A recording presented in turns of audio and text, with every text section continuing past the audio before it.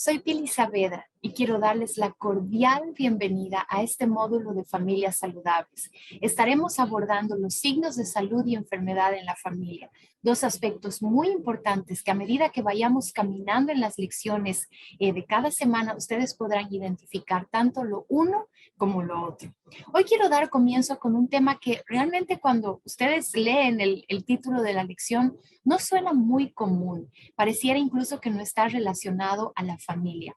Apariencia, el arte dañino de la simulación. Y es que si vamos a identificar las enfermedades en la familia, necesitamos ir a la raíz. Necesitamos volver al principio, al corazón de aquel que creó la familia, es decir, a nuestro Dios.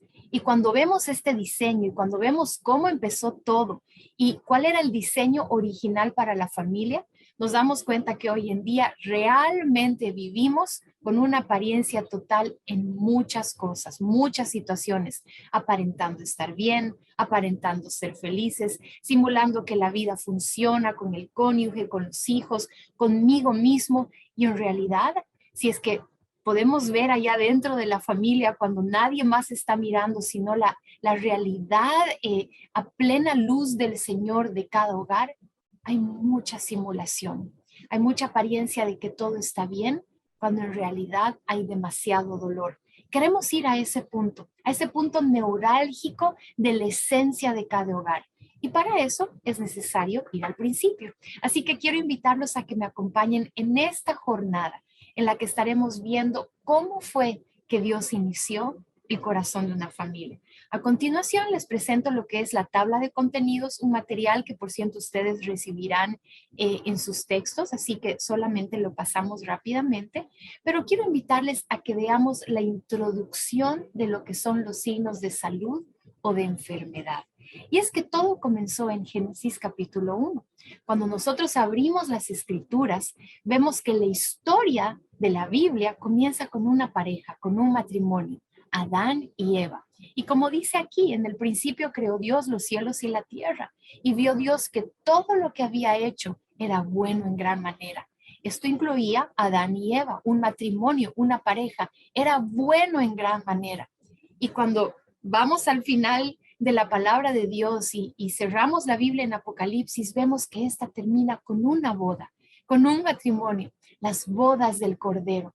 Así que si un libro empieza y termina con familias, con bodas, con matrimonio, de pronto es porque tal vez al creador, al escritor de este libro, la familia la apasiona. El matrimonio está en su corazón, es parte de su esencia. Y cuando dice que todo era bueno, es porque la salud es parte de nuestra herencia, es parte de nuestra genética. Pero lamentablemente somos conscientes, hay mucha enfermedad, hay mucho dolor, hay mucha miseria. Y es ahí donde queremos ir. Queremos ir a las raíces para ver dónde Dios necesita poner sus manos y sanar. Así que empecemos. Veamos cuáles son las bases de entendimiento de esta porción que acabamos de leer. Dice que Dios crea al hombre a su imagen y semejanza. Saben, este versículo lo sabemos de memoria, pero hoy quiero invitarlos a que cada vez que ustedes vean a un varón con una mujer caminando en esta vida como un matrimonio, siendo un ejemplo de matrimonio, de familia, una pareja que vive en pacto, ustedes vean a Dios. No simplemente que sepan este versículo de memoria que sí, el hombre fue hecho, a imagen y semejanza de Dios, sino que cuando ustedes vean a un hombre y a una mujer, y ojo, les hablo esto en medio de toda una revolución muy dolorosa de la ideología de género. El diseño de Dios era hombre y mujer. Ustedes piensen en que están viendo a Dios mismo. Dios se proveyó a sí mismo de un testimonio a través de un hombre y una mujer. Ellos lo representan. Yo y mi esposo y yo representamos a Dios, mostramos a Dios mientras caminamos por esta vida. ¡Qué poderoso testimonio! Este es el diseño original. Por otro lado, vemos el lugar. Miren qué interesante, es un huerto completo, hay de todo en este lugar. Y Dios planta muchos sís y un solo no. Ustedes conocen la historia. Dios les dice a Adán y Eva, pueden comer todo lo que quieran, manzanas, peras, lechugas, tomates, piñas, bananas, todo lo que ustedes quieran. Es para ustedes, es para su bendición, para que ustedes lo disfruten, coman lo que quieran. Solamente hay un árbol, un fruto que Dios lo pone en el medio del huerto, no lo oculta al final, no lo cerca con espinos, con ángeles, con espadas ultrapoderosas que defendieran a este árbol al cual Dios les pedía que no coman de Adán y Eva, sino que lo pone al centro del jardín, para que Adán y Eva ejerzan su voluntad, porque saben, Dios no creó robots, no los diseñó o programó para que obedezcan de forma natural, sino que les dio, ¡pum!, la voluntad para que ellos elijan hacerlo por amor, elijan de corazón la mejor parte. Pero en medio de este diseño de elección, se las hizo muy fácil. Les puso muchos sís y solo un no. Esto me hace pensar en cuántas veces tenemos tantos sís de parte de Dios a nuestro alrededor, cuántas bendiciones en las cuales podemos poner nuestro corazón a descansar, cuántas bendiciones que están abrazando nuestra familia, nuestra realidad, el hecho de tener un cónyuge, el hecho de tener hijos, una familia, una casa, comida, trabajo. Pero como seres humanos tenemos la tendencia a ir a ese no, a ese lugar donde Dios nos dijo no vayan, y que sí, ciertamente está en el centro del huerto, no está oculto de nuestra vista o oculto de nuestras emociones, pero como seres humanos elegimos tomar aquello que es no y deprimirnos, angustiarnos, llenarnos de ansiedad. Muchas familias eligen la traición, la separación, el divorcio, el aborto, el romper su familia, la destrucción de su matrimonio. Elegimos ese único no. Realmente es muy doloroso, pero este diseño de cómo fue el huerto y de cómo funcionó en ese momento la creación de Dios a un principio de la humanidad sigue alcanzándonos hasta ahora. Es muy doloroso. ¿Y cuáles fueron las herramientas que Dios proporcionó? Dios le dio al hombre el sentido de propósito para ejercer mayordomía, la mayordomía de su casa y de su hogar, pero junto con esto la voluntad de elegir. Así que en medio de este entendimiento tenemos que ver que nosotros podemos elegir entre el bien y el mal. La oportunidad de elegir, poner nuestros ojos en todos los sís que Dios ha puesto a nuestro alrededor, todas las bendiciones, las herramientas que tienen que ver con una vida en Cristo Jesús, tienen que ver con la gracia, con la misericordia, tienen que ver con el acceso al Espíritu Santo cada día para correr a nuestra ayuda, o nosotros para pedirle ayuda a Él en todo caso, pero el cielo ha venido a nuestro favor. El Señor se ha inclinado hacia nosotros y nos ha rodeado de sís.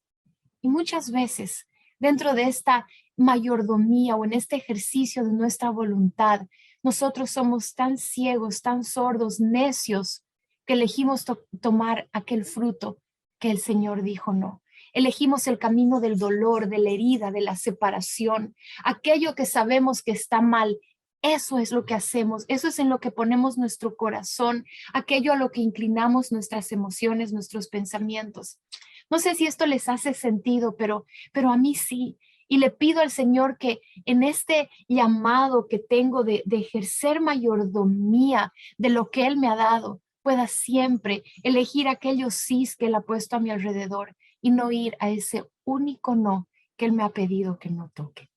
Pero bueno, continuamos. ¿Dónde empieza el desdiseño? ¿Dónde empieza la serpiente a meter su cola en medio de todo esto? Entendamos este punto importante. Como les decía hace un momento, Dios le dio al hombre una voluntad y la posibilidad de tomar sus propias decisiones. Eso lo tenemos claro. Empezó en Génesis y continúa hasta ahora. Esto no significa operar en independencia del Padre. Sin embargo, esa actitud de corazón fue justamente la raíz del caos.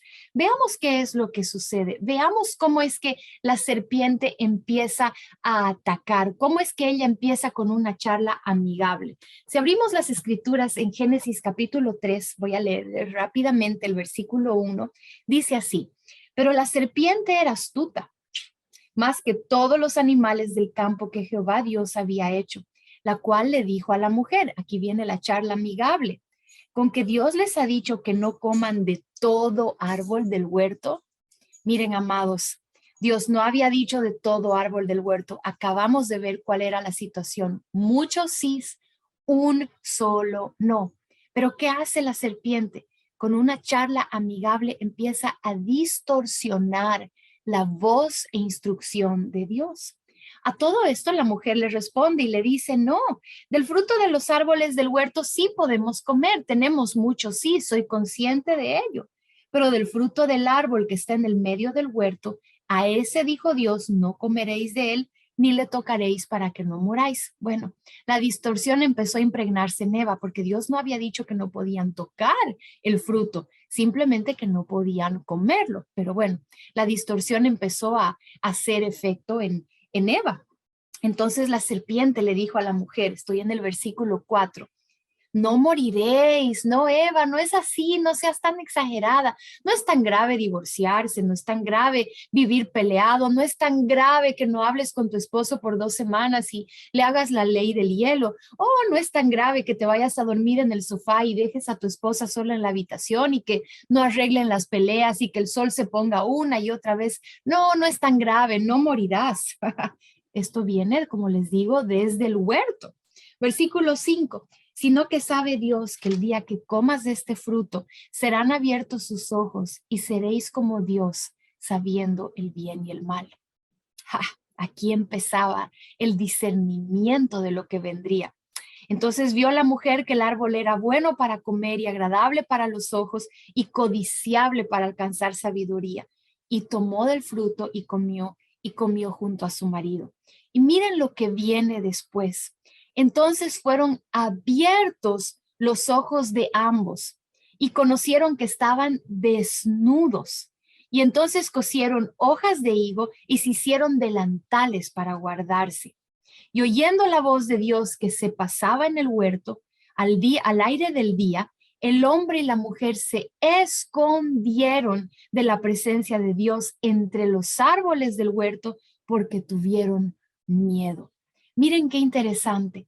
Tomaron las hojas de una higuera, de todo lo perfecto que Dios había diseñado, y fueron prontos a cubrir su desnudez al vestirse de un delantal de hojas de higo. Y se ocultaron ahí entre el huerto de Dios, entre todos los árboles preciosos que seguramente estaban ahí. Y es aquí donde empezó el arte de la apariencia, el arte de la simulación, esconder mi desnudez, esconder mi pecado, esconder mi caída entre lo perfecto de Dios, creyendo que un delantal de hojas de higo iba a ser suficiente.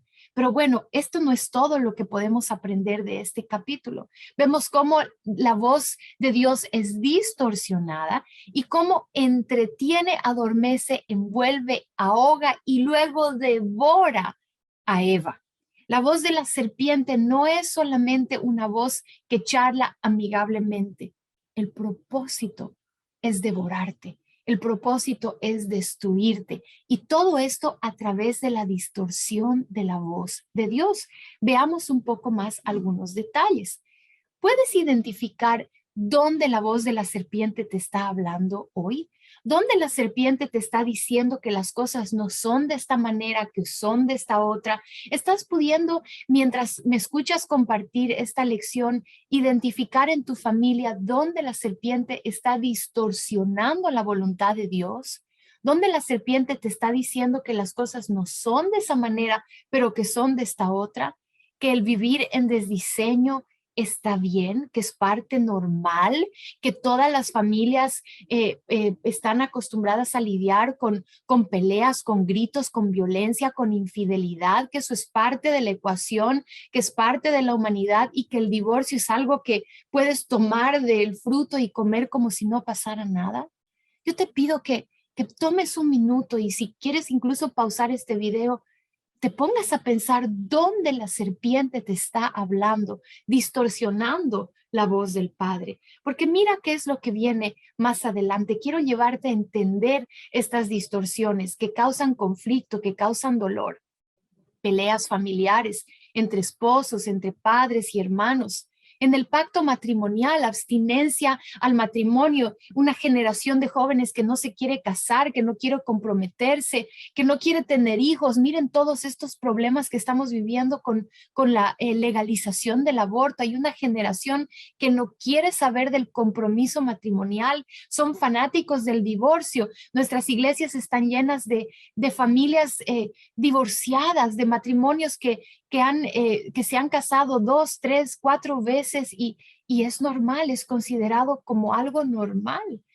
Otra distorsión es la santidad. Vemos desórdenes sexuales de todo tipo, fornicación, adulterio, pornografía a la orden del día, ¿no? Y ahora con todo lo que se ha vivido con la pandemia, tenemos conocimiento de que cientos de miles de páginas pornográficas fueron lanzadas por las redes sociales de forma gratuita porque estas empresas que producen este material sabían que la gente iba a estar conectada a su computador.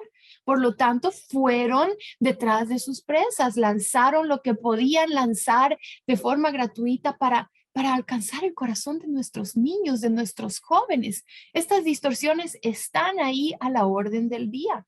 También vemos las distorsiones, como les decía hace un momento, en la identidad de género. Hay un bombardeo mundial en esta área. ¿Cómo te autopercibes? ¿Cómo te sientes? Tienes derecho a pelear por eso. Cuando entendemos que el diseño de Dios era un hombre y una mujer caminando juntos, porque un hombre y una mujer portan a Dios, portan la imagen de Dios. Pero aquí está la voz de la serpiente distorsionando todo. También tenemos temas con el internet, las redes sociales, que son montones y que causan tanta, pero tanta herida, tanto flagelo en nuestra mente. A pesar de que pueden ser de un instrumento de aprendizaje y algo bueno para nosotros, en realidad están trayendo más dolor y carencia en la identidad de las personas de lo que realmente podemos imaginarnos. Y bueno, un tema también muy fuerte como es el dinero, distorsiones a la orden del día. Y es que ¿dónde comienza esta simulación? ¿Dónde comienza el aparentar que todo lo que nosotros llamamos normal, que es parte del día a día, en realidad es una simulación de nuestra caída? Es un traje de hojas de higo, es un delantal de hojas de higo. ¿Dónde podemos poner en evidencia esta mentira? Quiero llevarles a entender que todo esto comenzó en Génesis capítulo 3, lo que acabamos de leer. Todo comenzó aquí. Y es que la línea de la apariencia, el arte de la simulación, se desarrolla de esta manera. Primero viene la distorsión. La serpiente se atreve a charlar con la mujer y a distorsionar aquello que Dios había dado como instrucción al hombre y a la mujer. Luego viene la decisión, porque entendemos que Dios nos ha dado una voluntad, nos ha llamado a ejercer mayordomía y ejercer voluntad. Y es por eso que el hombre decide. Tú decides qué quieres hacer con tu familia, tú decides hacia dónde quieres ir. Y bueno, en este caso, ambos, Adán y Eva, toman la decisión de desobedecer a Dios y viene la caída. Adán y Eva se dan cuenta que estaban desnudos, comieron del fruto y se dieron cuenta que estaban desnudos. Pero saben, esta palabra desnudos en el original es la palabra astuto. Ustedes pueden encontrar esta palabra hebrea que quiere decir astuto. Y no sé si recuerdan cómo empezamos leyendo el capítulo 3 de Génesis. Nos indicaba que la serpiente era astuta más que todos los animales. Entonces vemos que con la desnudez, en realidad nosotros retrocedemos al diseño de Dios de ser como Él para volvernos en la misma condición de la serpiente. La desnudez no es otra cosa que caer en la condición más profunda y triste del pecado, tal y como es en el infierno. Nos vestimos de oscuridad, nos vestimos de caída, de pecado, nos volvemos iguales que la serpiente. Esta palabra desnudez, que quiere decir astucia, es que cuando tú operas como el enemigo te está diciendo que es normal, que es común, que no pasa nada, que no hay muerte, que subestima la voz de Dios, no estás nada más y nada menos que volviéndote como Él, operando desde el infierno. Es una palabra muy fuerte, pero necesitamos hallar sabiduría en esto para tener temor y temblor de cómo estamos viviendo. Luego dice que Adán y Eva escuchan la voz de Dios que se está moviendo en el huerto y sienten temor de la voz de Dios y se esconden disfrazados de un delantal de hojas de higo. Estos vestidos que se ponen son los que demuestran el arte de la apariencia, porque en lugar de correr al Señor y ser vulnerables y exponer su situación y decirle, Padre, Dios, aquello que nos dijiste que no hiciéramos es justamente lo que acabamos de hacer, ellos optan por aparentar. Ellos optan por disimular que todo está bien al vestirse de algo que era perfecto, que es el huerto de Dios. Pero bueno, esto da lugar a un paso más y es la dureza del corazón. La palabra esconderse en el hebreo es la palabra endurecer. Es volver el corazón de carne en un corazón de piedra. Cuando tú vives en apariencia y eso te lleva a esconderte de la voz de Dios en lugar de exponer tu situación a Él, déjame decirte que tu corazón empieza a endurecerse. Tu corazón empieza a volverse en un corazón de piedra, a perder la humildad, un corazón orgulloso, altanero, que no es enseñable, que no quiere aprender, que no quiere volver atrás, que no quiere arrepentirse. ¿Se dan cuenta cómo esta línea de la apariencia que sucedió en Génesis capítulo 3 nos acompaña hasta hoy? ¿Te das cuenta en qué áreas tu corazón de pronto tal vez está tratando de vivir en apariencia, pero eso está causando que tu corazón se endurezca y se vuelva como una piedra en lugar de que puedas humillarte delante del Señor? Veamos qué es el desdiseño de este propósito que nos va acompañando. Veamos los siguientes pasos. Dios nos había llamado desde el principio a ser fructíferos. Es el primer mandamiento que Dios da en Génesis 1:28. Les dice a Adán y Eva, vayan y multiplíquense, tengan muchos hijos, sean abuelos de muchos, muchos nietos y de muchos bisnietos y de muchos tataranietos. Este era el primer mandamiento, tener fruto. Pero cuando vemos que el corazón de Adán y Eva se endurece al esconderse de parte de Dios, en realidad estamos viendo esterilidad. ¿Por qué esterilidad? Ustedes me dirán que tiene que ver el endurecerse con la esterilidad. Pues déjenme decirles que esta misma palabra endurecer es la palabra steira en el griego, que quiere decir algo rígido, algo antinatural, sólido, firme, que no se dobla o que no cede. La esterilidad tiene que ver con endurarse, con volver tu corazón de carne en un corazón de piedra. Por lo tanto, el desdiseño te acompaña hasta la inhabilitación de dar fruto, la inhabilitación de poder fructificar, de tener bendición, de que tu semilla te rinda, de que el trabajo de tus manos te prospere, de que tu familia sea una familia de gozo, de que tus hijos tengan bendición, que tus oraciones cada día por tu familia sean contestadas, que todo lo que estás poniendo delante del Señor día a día en tu trabajo, en tus oraciones, en tu corazón, en sueños y anhelos, se vuelva algo rígido, algo antinatural que no tiene fruto. ¿Y todo por qué? Por un corazón que se esconde de Dios, un corazón que vive en apariencia, aparenta estar bien, pero en realidad está vestido de un delantal de hojas de higo. ¿Tienes fruto en tu vida? ¿Hay fruto en tu familia, en tu matrimonio? Esta es una situación para pensar.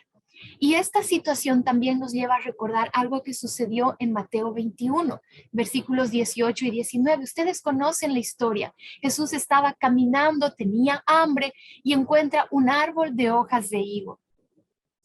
Este árbol de hojas de higo aparentaba tener mucho fruto. Porque si ustedes conocen algo de agricultura, algo de los árboles, cuando ustedes ven una higuera cargada de muchas hojas grandes, quiere decir que estas hojas están ocultando por detrás mucho fruto. Entonces, cuando Jesús vio la higuera cargada de hojas de higo, él dijo, este árbol va a saciar mi hambre, voy a poder comer de este fruto y saciar esta necesidad que tengo. Pero cuando él se acerca, leemos en Mateo 21 que él solo encuentra hojas, nada de fruto. Y es ahí que él maldice la higuera y le dice, no tendrás nunca más fruto porque estás operando en apariencia. Estás aparentando tener fruto, pero no lo tienes. Por lo tanto, serás castigada con esterilidad.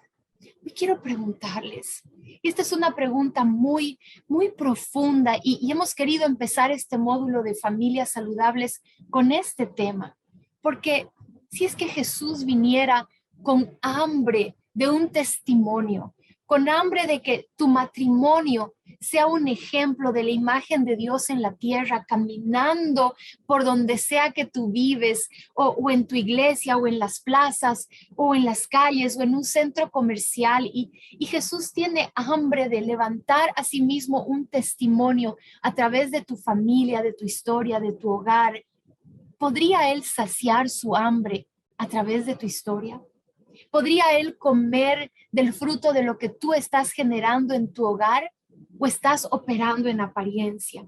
¿O eres una higuera llena de hojas de higo, pero que no tiene para darle a Jesús y saciar su hambre? ¿Cómo estás?